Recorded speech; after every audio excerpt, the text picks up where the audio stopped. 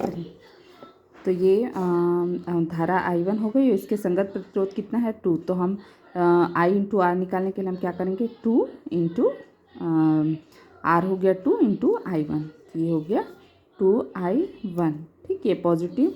फिर आपका जो सेकंड धारा है I2 वो निगेटिव में रहेगी। और देखो उसके संगत प्रतिरोध कितना है 1।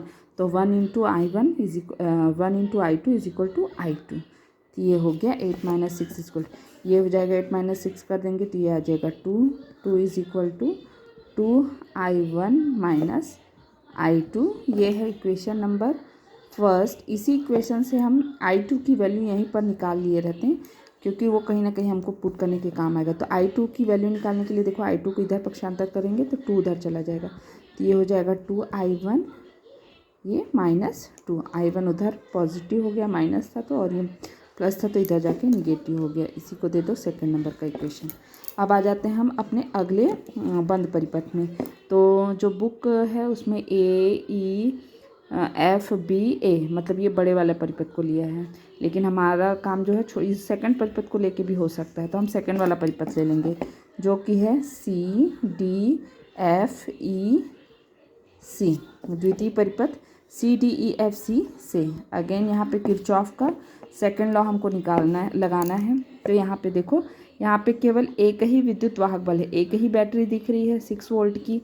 दूसरी बैटरी यहाँ पे दिख रही है क्या? नहीं, मतलब एक ही विद्युत वाहक बल है 6, और हम उसी के डायरेक्शन को लेके चलेंगे। तो चलो डायरेक्शन भी देख लेते हैं।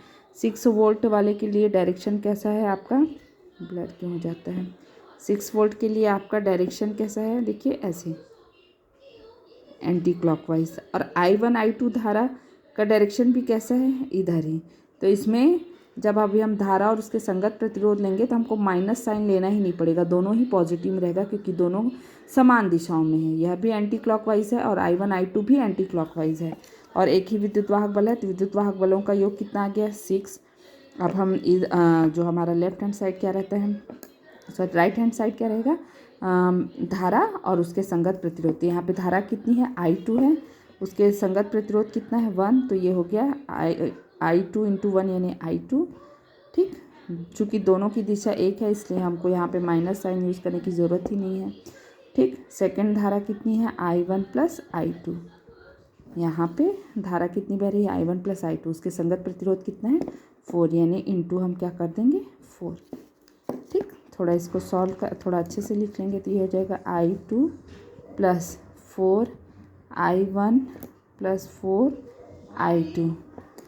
4 I2 एक I2 से जुड़ जाएगा तो ये हो जाएगा 5 I2 प्लस 4 I1। ये आपका है इक्वेशन नंबर 3। अब हम क्या करेंगे, देखिए हमने ऑलरेडी I2 की वैल्यू निकाल ली थी क्योंकि हमको ये मैंने कहा था पुट करने के काम आएगा। तो हम I2 का मान समीकरण 2 से समीकरण 3 में रख लेंगे। तो समीकरण 2 व 3 से I2 की वैल्यू पुट करने पर, I2 का मान पुट करने पर, तो ये क्या हो जाएगा, यहाँ पे कर लेते हैं।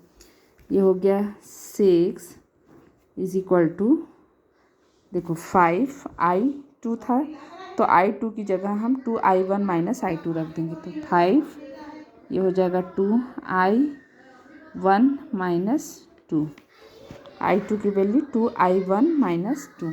तो ये 2I1 माइनस 2 प्लस ऑलरेडी कितना है 4I1, तो ये हो गया 4I1।